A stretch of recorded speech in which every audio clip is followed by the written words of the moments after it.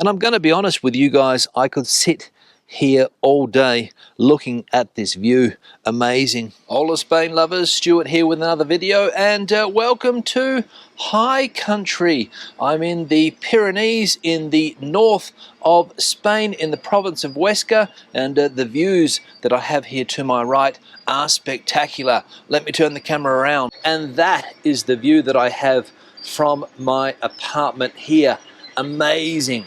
The town that I'm in currently, if you can call it that, or a village if you like, is called Formigal, and as I said, we are in high country. And the idea is going to be to look around this small town, but I'm going to tell you straight up that there's not a lot of activity going on because it's not the high season, so keep that in mind. But let's go and take a look at Formigal. Now this is one of Spain's best ski resorts, I have read. I'm not a skier, so I'm not really up to speed on the best resorts in the country, but apparently this is one of them, and everywhere you go here you can see the influence of the sport of skiing. And that over there that I showed you at the beginning of the video is the main ski slope here, I believe. And one thing that has caught my attention in this town, especially with this vending machine here, is how expensive the products are in this machine. We'll take a look. So for example, if I want to get a Kit Kat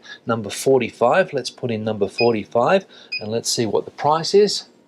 €8.50, if you can see that there, not sure if you can. So €8.50 for a Kit Kat, highway robbery. Now it's just gone 8 a.m. in the morning. I'm not expecting to see too many people.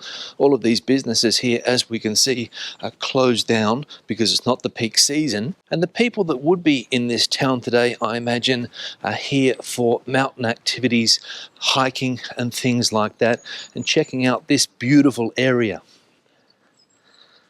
And I'm going to be honest, this is one of the most beautiful parts of Spain that I have seen. Some of the villages that are scattered throughout the mountains here, down in the valleys for example, are absolutely beautiful. I'm not going to show any of them in this video, but I'll do another video highlighting some of those towns and other things to see in this area, which is called the Tena Valley. But one thing that does stand out here is that everything is very, very well kept.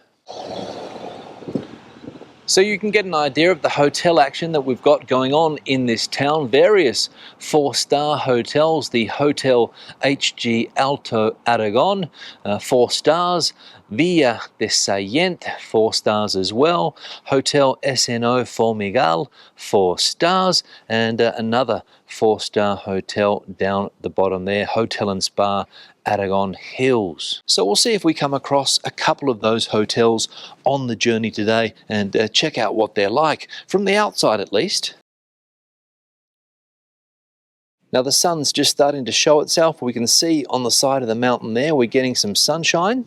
But I've also just felt a drop of rain, so the weather in this part of the country, a little bit mixed, I will say. But I've got a t-shirt and shorts on, so it's not that cold, but apparently tomorrow the temperatures are going to drop substantially. Now here's a restaurant and some of the prices that you would be paying in this part of Spain should you be having dinner.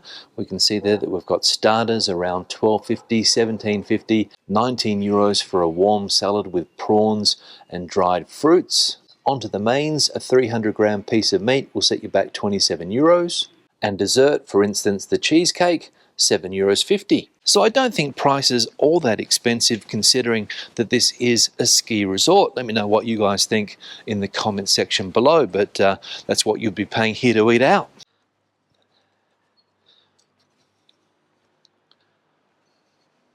Now there's a business that's open. Not many businesses open as we have seen. I think that one only opens until around 2 or 3 p.m. in the afternoon. It wasn't open last night or yesterday evening. We had to go to another bar, which was a little bit expensive, I think, paying around €4 for a beer. But when there's not much competition about, the owners can charge what they like, right? Now it'd be interesting to see how this Spanish ski resort compares to a ski resort in the Swiss Alps or the French Alps or the Italian Alps, whether it would be similar, whether the prices would be the same. I don't know. But if anybody has been to a European ski resort, let me know in the comment section what the prices are like there. Whether the architecture is similar, you get buildings like this one in other European ski resorts, or whether this has a unique Spanish vibe to it. Again, don't know. Let's admire the views for a bit. And I'm going to be honest with you guys, I could sit here all day looking at this view. Amazing. And that is not an exaggeration, as you can see. Now the altitude where I am currently is apparently 1,550 meters, but don't quote me on that. And you can get an idea of some of the other altitudes that we've got going on here. We've got this one here, 2,341 meters.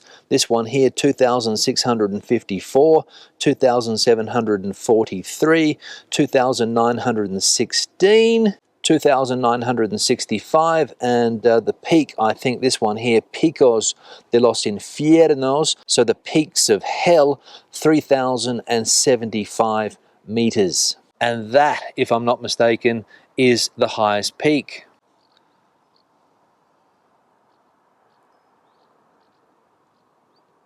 Everything in this town very, very clean, but as I said, it's not the peak tourist season, so it might be a little bit dirtier when that peak tourist season hits. And there's no overnight sleeping in your car, tent or van in this town. Prohibido pernoctar. And the Spanish word pernoctar basically means sleeping overnight, so prohibited here. Now let's continue. We'll go for a walk up here. Not sure if I can get through, and I don't know if I'm going to go to the highest part of this town, but we'll see where the journey takes us today. Unfortunately, there are graffiti artists here as well, people that have absolutely no respect for their surroundings. It's a shame. Now I want to check out some of the hotels here, some of the hotels that we saw on that sign, the 4-star hotels. I think there's one just up this street here, so let's go and take a look. I'm not sure what the active population of this town is. I couldn't really get that information on the internet. There was one piece of data, but it went back to 1991 and it was around 150 people back then. So not sure what it is currently, but I don't think there would be too many permanent residents in this town, but I could be wrong. Now, this is one of the 4-star hotels, I think. We'll see if we can get a name. Hotel and Spa, Aragón Hills, 4 stars. And that is what a 4-star hotel looks like in this part of Spain.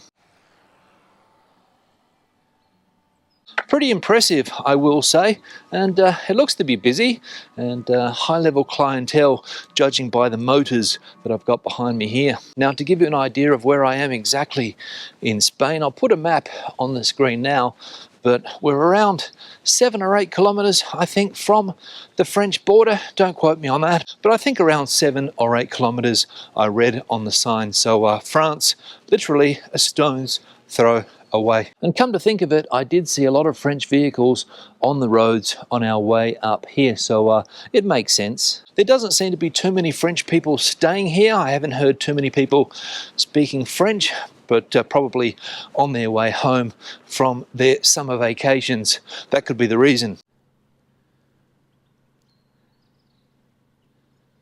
Now, the history of this town, I think, reading on Wikipedia, dates back to 1964. So what's that? Just over 60 years that this particular town has been sitting here. And the purpose of building this town was purely to take advantage of the snow and the skiing industry. So that means that in this town, there's not going to be any monuments. If you want to see monuments, you have to go down into the valley to some of the towns that have been there for centuries and centuries. That's where you'll start to see a lot of old stuff. But nothing like that going on in this particular town. Now we're taking another view of the ski slopes. You can see that they've got the lifts going up the side there, and I'll put a comparison photo on the screen now of what that would look like in the middle of winter. An abundance of snow, no doubt, and that is why this is one of the premier ski resorts in the country of Spain. And the sport of skiing first started here in Spain in this particular area, I believe. I think that's what I read.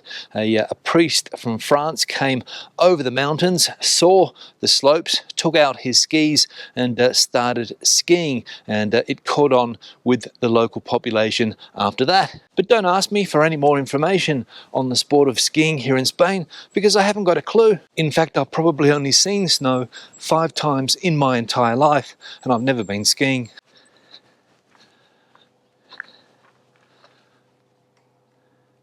Amazing. And the air up here is fresh. 6 luxury chalets will be built soon, and if you're interested, there's the information. But you might need to be a Porsche driver to afford one. All right, here we have some history. Don't know what this is exactly, but it looks fairly old.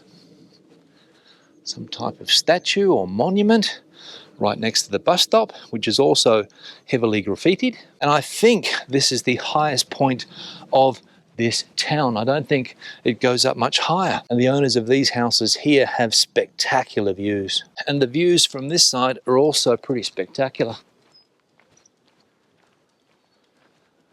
So that is about it. I'm not sure exactly where those other hotels are, so I'm going to give up looking for them. I have to be back at the house at 9 a.m. to meet the family, so that's what I'm going to do now. But I hope you have enjoyed this video from high country here in Spain, the Pyrenees Mountains here in Spain, in the province of Huesca, in the autonomous community of Aragón. Questions and comments, please leave them in the section below. If you have been to this part of Spain, let me know what you thought of it in the comment section below. And if you would like to come to this part of the country, also let me know. Give the video a thumbs up if you liked it, thumbs down if you didn't. Don't forget to subscribe to the channel and turn on notifications so that you never miss a video like this one when I publish it. Until the next one, hasta luego from the Pyrenees.